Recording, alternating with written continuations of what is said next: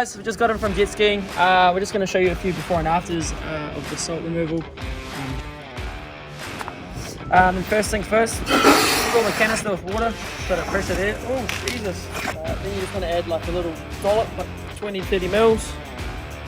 Shake it right, shake it right. Putting the nozzle in, make sure you give it a good click. You don't even need to pull it out once it's in. Put it back, put it on.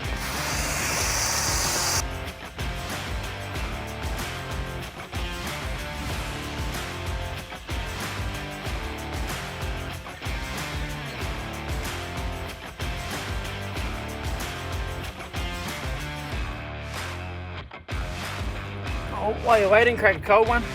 Makes it easy. So yeah, just let it foam for about 5 minutes.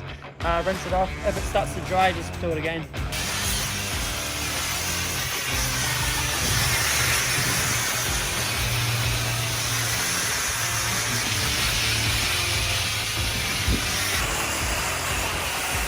Going out surfing or biscuiting or anything like that, awesome for the flies.